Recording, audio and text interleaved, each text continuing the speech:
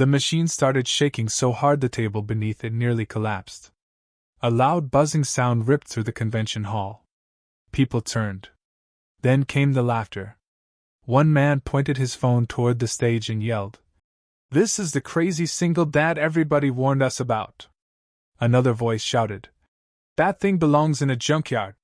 Standing beside the machine was a tired father wearing a wrinkled shirt and worn boots. His 10-year-old son gripped his hand tightly while the crowd laughed louder. The father tried to stay calm, but his eyes were already breaking apart. Then smoke burst from the side of the invention. The lights died instantly. The room exploded with cruel laughter.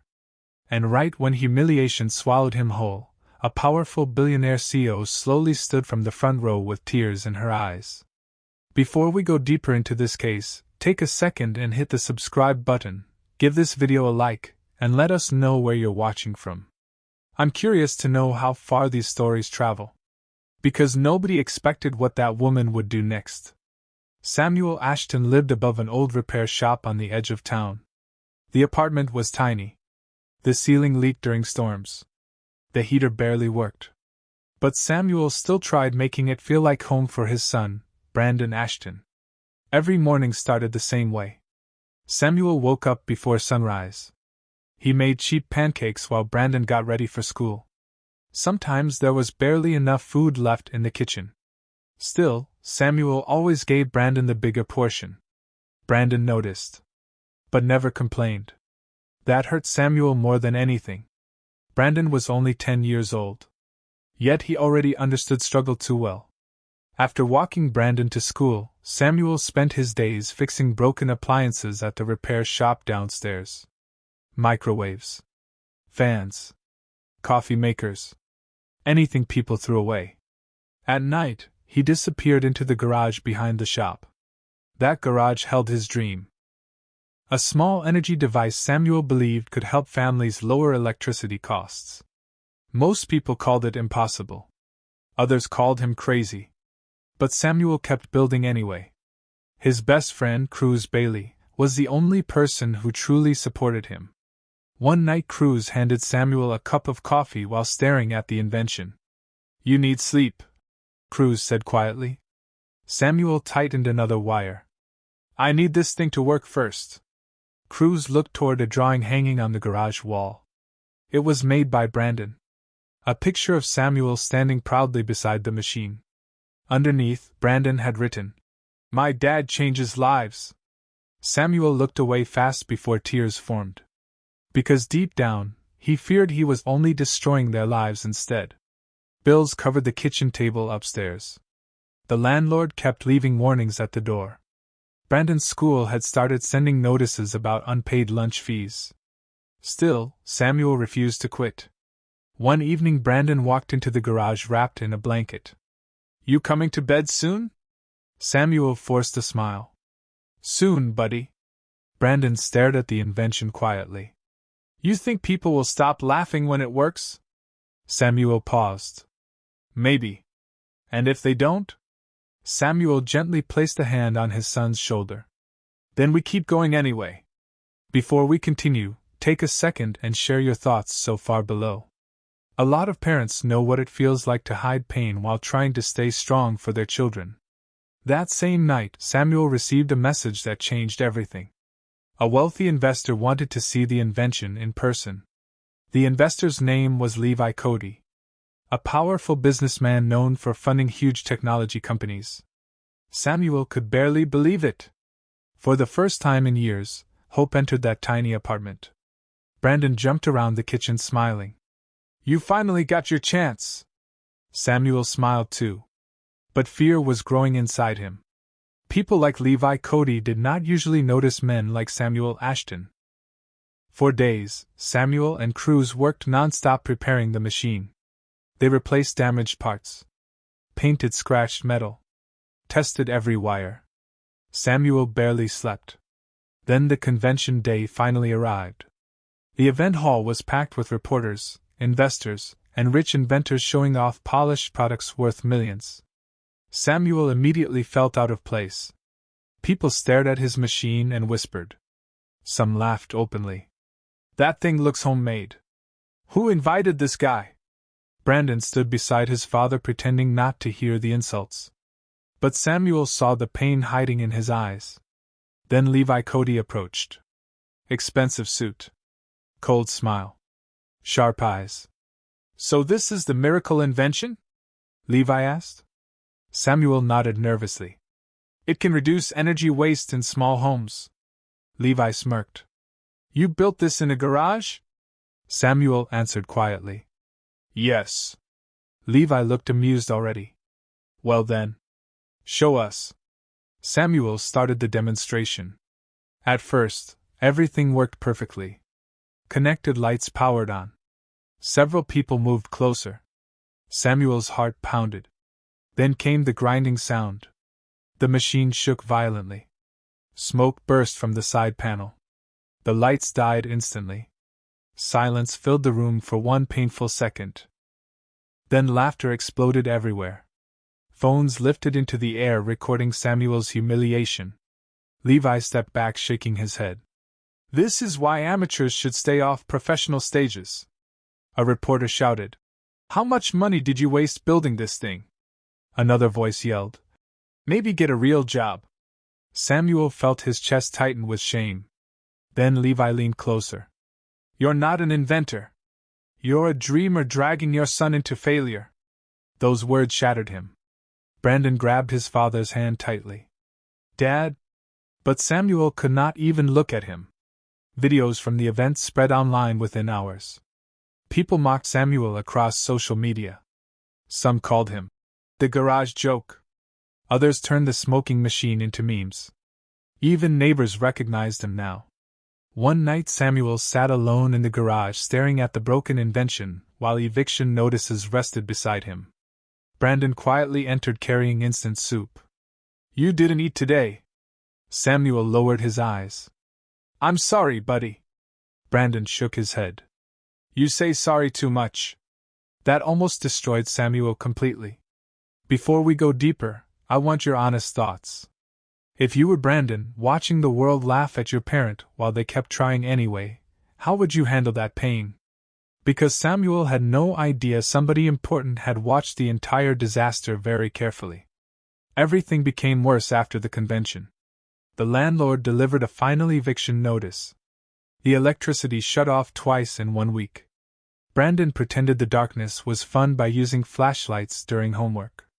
But Samuel saw the fear behind his smile. Online videos of the failed invention continued spreading everywhere.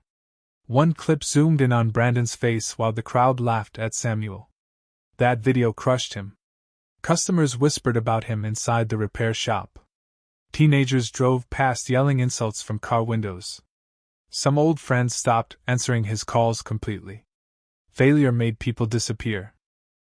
One night Cruz found Samuel asleep in the garage surrounded by unpaid bills. You can't keep doing this, Cruz said softly. Samuel rubbed his tired eyes. I already ruined Brandon's life. No, Cruz replied firmly. You tried giving him hope. Samuel stared toward the machine covered under a sheet. It almost cost us everything. The next day Brandon's school called Samuel in. Someone had taped a cruel note inside Brandon's locker. Your dad is a joke. Several students had mocked Brandon during lunch while replaying the convention video. Brandon never fought back. He just stayed quiet. Driving home, Brandon stared out the window. You can stop building it if you want. Samuel looked over quickly. The invention. Brandon shrugged weakly. Maybe people are right. Those words cut deeper than any insult online. That night Samuel walked into the garage during a heavy storm. Rain slammed against the windows. He uncovered the invention slowly. Then grabbed a hammer. For several seconds he stood there ready to destroy everything. Years of sacrifice. Years of dreaming. Years of humiliation. Then Brandon appeared in the doorway. If you break it now, he whispered, then they win forever. Samuel lowered the hammer slowly. And for the first time in years, he cried openly in front of his son. Brandon hugged him tightly. Neither spoke. Pain already said enough? The next afternoon, A black luxury car pulled up outside the repair shop. Everyone nearby stopped staring.